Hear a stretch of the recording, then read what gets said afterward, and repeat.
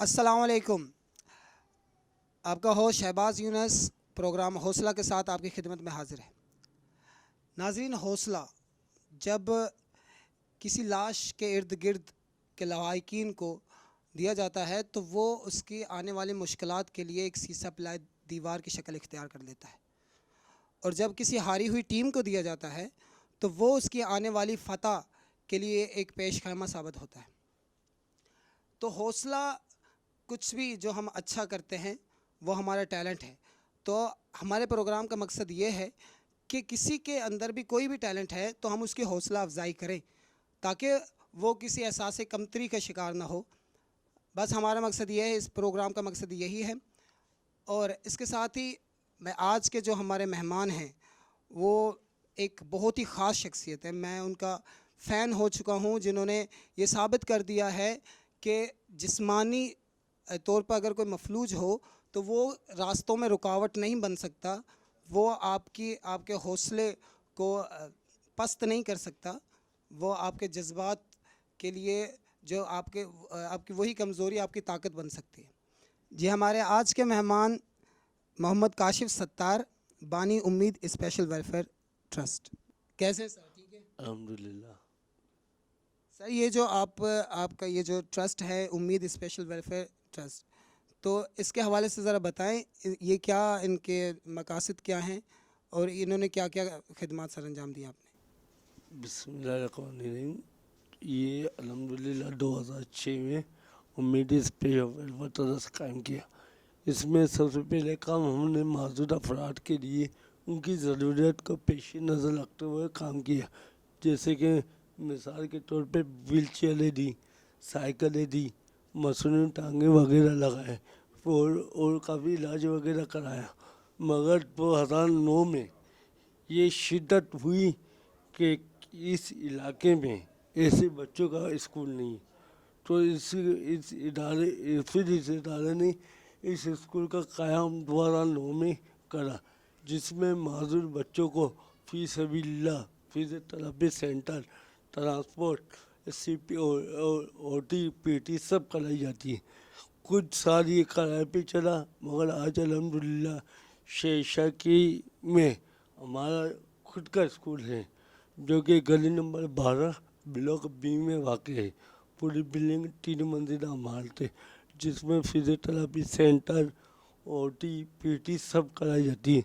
क्योंकि अगर आप ऐसे बच्चों को इलाके से बाहर लेके जाओ तो तकरीबन 10 से 12 हज़ार रुपये मंथली फीस है।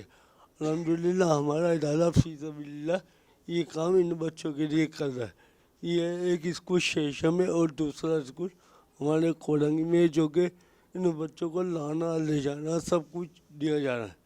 इंशाल्लाह मेरे रब ने ज़िंदगी दी और मौका दिया तो मेरा आगे का मिशन है, मैं होस्टर करूँ। होस्टर इन बच्चों के लिए जो कि जिनके माँ बाप दुनिया में नहीं हैं और वो माजूर, उनके लिए हॉस्टल खोला जाए जिसमें 100-150 बच्चों को हम एडोप्ट कर सके। आगे अल्लाह की मर्ज़ी के मैं ये काम कर सकूं या नहीं, मगर कोशिश है। अच्छा, ये आपको जब आपने ये वेलफेयर ट्रस्ट बनाने जा रहे थे तब आपको कुछ मुश्किलात का सामना करना पड़ा होगा। मतलब लोगों ने कई बातें की होंगी, तो ये खुद माजूर है, ये क्या करेगा, तो ऐसी बातें सुनने, जैसा कि हमारा मुआशरा है, तो ऐसी बातें सुनने को मिली हैं। ये इस बात के बगैर तो काम ही नहीं है ना दुनिया में। मैंने तालीम हासिल करी है नॉर्मल स्कूल में। मेरा सादे मोहतरम को शरारत साहब भी अच्छी तरीके से जानते, सच है, उन्होंने मुझे काफ़ी कोऑपरेट करा। मैंने कभी सोचा नहीं था कि मैं ये काम करूँगा। जो बात आपने बताया कि आपने नॉर्मल स्कूल में, अल्हम्दुलिल्लाह मैंने नॉर्मल स्कूल में मैट्रिक करी है, इंटर किया है, और आज अल्हम्दुलिल्लाह आपके सामने। मैंने कभी सोचा नहीं था कि मैं माजूरी में जाऊँगा, क्योंकि मेरा जहन सियासत का था। नॉर्मल हमारे दोस्त मोहम्मद काशिफ सत्तार ने नॉर्मल स्कूल में एडमिशन लिया, यानी इन्होंने साबित कर दिया कि ये किसी से कम नहीं है। वैसे भी अगर जिस्मानी तौर पर अगर कोई मफलूज होता है, उसके जिस्म के किसी हिस्से की ताकत अगर कम हो जाती है तो मेरा ये मानना है कि वो ताकत पूरे जिस्म में तकसीम हो जाती है, وہ کہیں ضائع نہیں ہوتی. تو اس طرح سے یہ ہم سے کم نہیں ہے.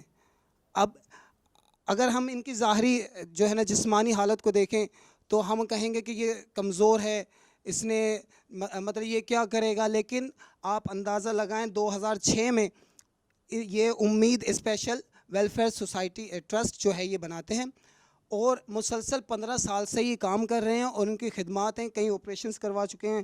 انہوں نے فزیوتھراپی سینٹر جو ہے وہ ان کا قیام کیا ہے, پھر اسکولز بنائے ہوئے ہیں مخصوص بچوں کے لیے. تو یہ سب انہوں نے کیا ہے.